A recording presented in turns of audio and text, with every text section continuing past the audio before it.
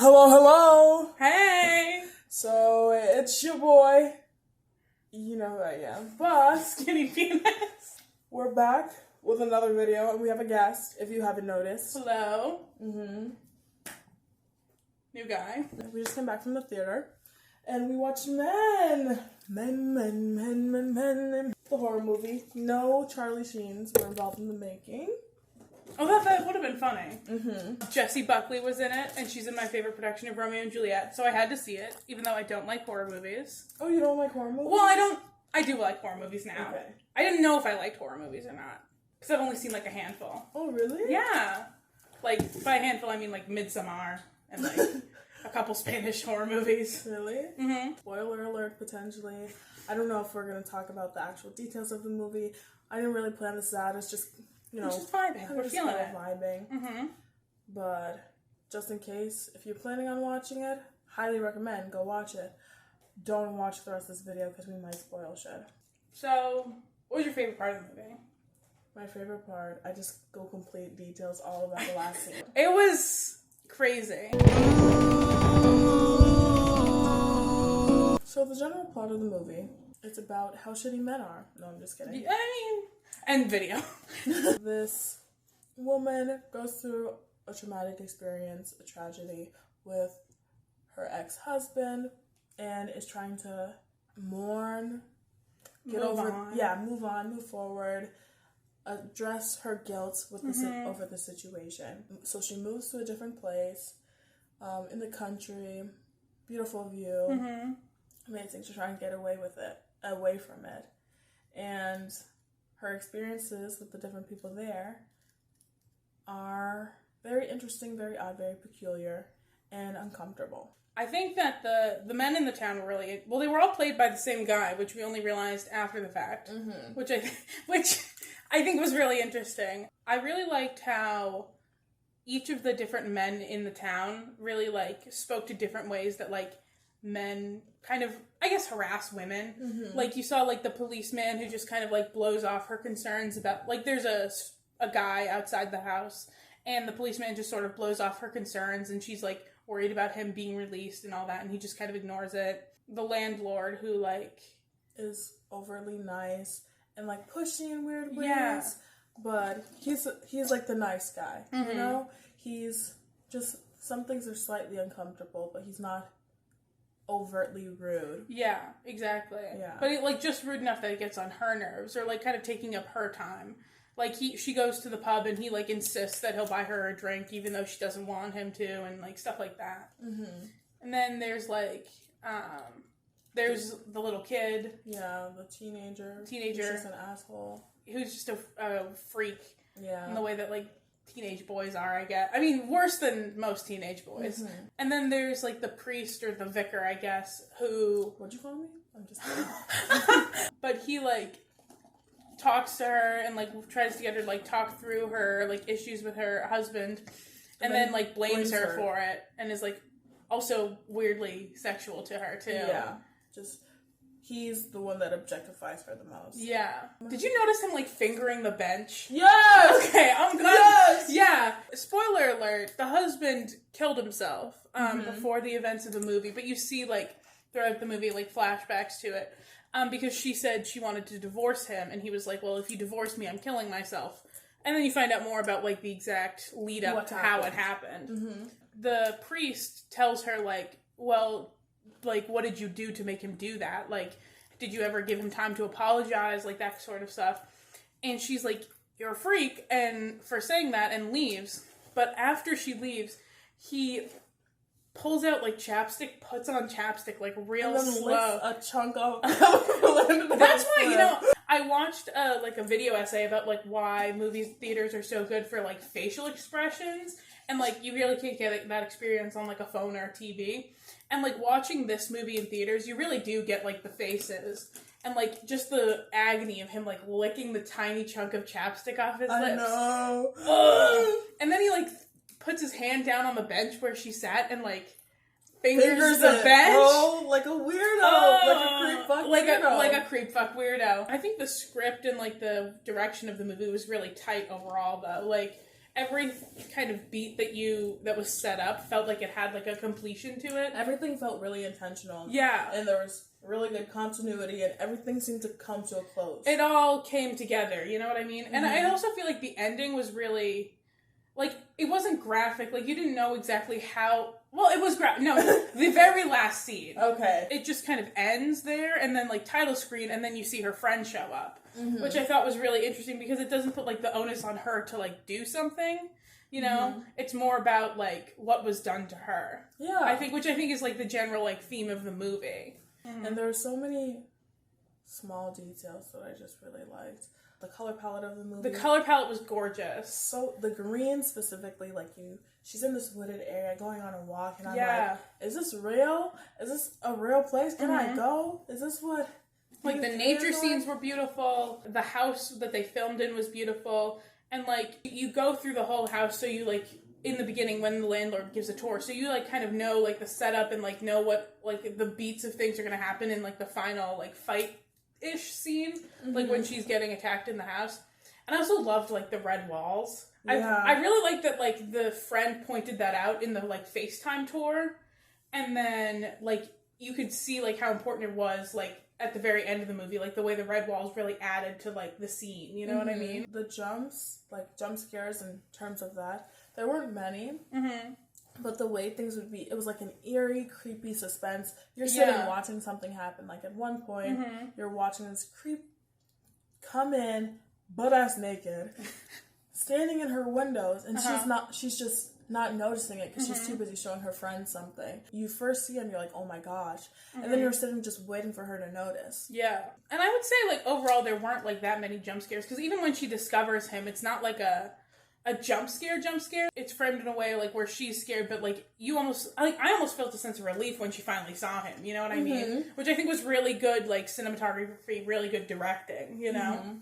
The writer of this is Alex Garland, who also did 28 Days Later and 28 Weeks Later, which is, like, early horror movies I saw, because they came out, I was very small. I don't know if I think on the Wikipedia page for the movie it said that he wrote and directed. I trust you.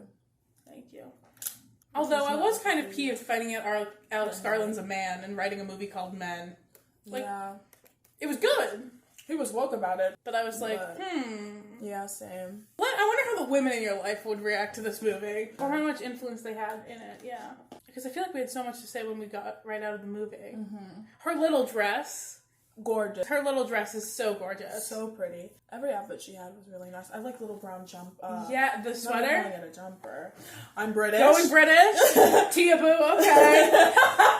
Her, like, little jacket. I say little jacket. It was like a trench coat, but her jacket was really nice. Her whole stitch was really cool. Yeah, the wardrobe. Yeah. Another thing, very important aspect, was the silent screams that were, like, linked to music. Music would play, and it was like she's screaming the sound. The score overall was really, really good, I think. It was, like, really... It definitely added. Like, it felt very intentional. Yeah, very impactful. Like, you notice when there's music and when there's not.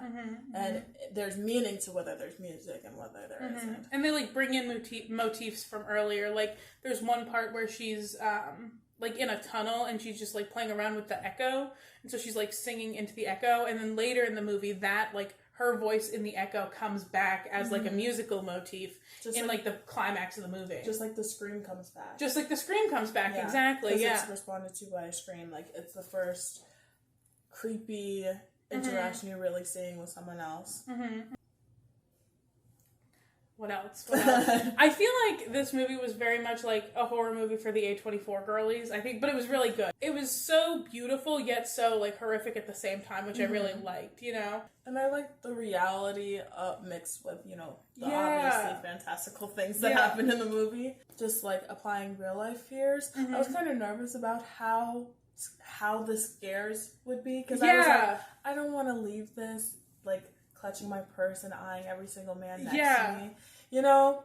And I didn't have that effect. I think not more so than I normally do. I think it was more about, like, the way that men, like, interact with women than, like, men are a danger. And I think that's a lot of, like, the criticism that people, like, would want to lay against this movie is, like, well, not all men are dangerous, blah, blah, blah. Yeah. But I think this is more about, like, her, like, how people react in, like, specific instances, and that's why you don't feel like you're coming out clutching your purse. Yeah. You know? And, like, seeing the unperceived dangers of some people, like, in it. I feel like it's almost like the whole thing is in itself, like, a reaction. Like, I think a lot of the times my problems with horror movies sometimes comes where it feels very isolated for no reason. You know what I mean? It's like, a lot of the time people critique horror movies, like, why didn't you just call someone else, like, before their phone died or something like that? But this was, in a way, like, a very, like, emotional, psychological thriller, like, because it had these, like, fantasy elements to it, where it's like, I mean, the guy is all one person, you know what I mean? Like, it's not supposed to be realistic, it's not supposed to be, like, a horror that can actually happen, and I think that's what makes it more realistic in a sense. I don't know. The men that she's interacting with are all played by the same person. This is the one, the Rory Kinnear guy. But they're all different characters. And very distinctly different characters, but I like that they're all the same threat. Yes. If that makes sense. Yes. It all feels like very much like... Because they do morph together at the end. They do morph together. All one thing. They all kind of become one thing. They all like interchange, like after she defeats one, the other one comes in, but you can tell like it's the same kind of force. I think it was also really interesting because it felt very almost like fantasy in ways. Like in the church you see like the green man like on like one of the things. Like it felt almost like fertility ritual was trying to be enacted by the forest guy, you know? And so like, I don't know. It was really interesting how they brought that element in and like how that threat kind of like echoes with her real life in the husband. I thought it was really interesting. Big spoiler. Yeah, huge. This is the end. This is the premise of the movie. Yeah. But at the end, when the threat is all these men that are coming after, and they're all going through this weird metamorphic birthing ritual thing. One is like metamorphosizing, birthing the other until you go through like all the men that she's like defeated, encountered. In this new countryside, and then her husband comes. And then you realize the injuries that she inflicted onto these people, like trying to defend herself. In the course of like her trying to defend herself in the house. Yeah, they align with the injuries her husband sustained when he killed himself. Yeah. That was a really interesting detail. I really loved that detail because I think like the body horror of like the different injuries really added to like the creep factor. Like their ankle is broken on like the men that are trying to attack her, so they have to like crawl around and like limp. But they don't scream or react to they don't react to the pain. And like there's also like the hand is all messed up. Yeah. And like the hand being messed up is how you know it's the same creature like coming for her, because like it's a like you see Jeffrey who like is like, oh, what's up, and then you realize, oh no, his hand is like that. Yeah. And so like he's also one of them. He's also like part of the problem. Like those being the injuries of the husband. I just think it's so cool. It lines up. And I think it also reflects like her guilt about it, because she inflicted those injuries on like the countryside men. And so, because she feels like she inflicted those injuries on her husband. When she did not. No. I feel like a lot of our revelations, like, for people who, like, realize that it was the same man the whole time, we're gonna be like, yeah, we got that. Whereas I'm like, oh, no, it was really cool how they, like, drew these parallels. Yeah. It was the same guy. Yeah. That's it. Hopefully you enjoyed. Go ahead and go watch the movie again if you've seen it already. Yes. Or go watch it for the first time after you've heard everything about it. Yeah, if you've seen this video, you should have already seen the movie. Yeah. Unless some people just like to get the heads up. Okay, hear the entire plot and huge spoilers before they watch it. You know, like the video if you like the video. Dislike it if you fucking hated it. Subscribe if you want to subscribe and join the fam. Comment down below if you have something to say. Or, obviously, do none of that. You owe me nothing. I owe you nothing. I'm really just doing this for myself. We were having fun. We're vibing. And somehow, you made it here. So, hopefully, you had fun and enjoyed yourself. If not, you could have clicked off the video. That's on you. Hope you have a good day. Good night. Good evening. Whatever time. Good life. Bless. Hey, guys. It's Christine and I again. Yeah. Oh, hello. I'm just here to say that we fumbled the bag a bit on this one. We thought we were something smart. We thought we were super sleuths. We were like, oh my gosh, Rory Kinnear, he played all the men. We didn't realize that was something everybody knew. That was kind of the whole point. Yeah, that was a main important aspect of the plot. It was in the trailer even, actually. Yeah, and we miss it. We missed it. Drew the conclusion, different person, same thread. wasn't even a different person. So, yeah, just wanted to give that update. This isn't even, I'm not even editing the video yet. It's still the same day. Well, technically it's the next morning. But just had to give that update to say that me and Christine were being little dinguses.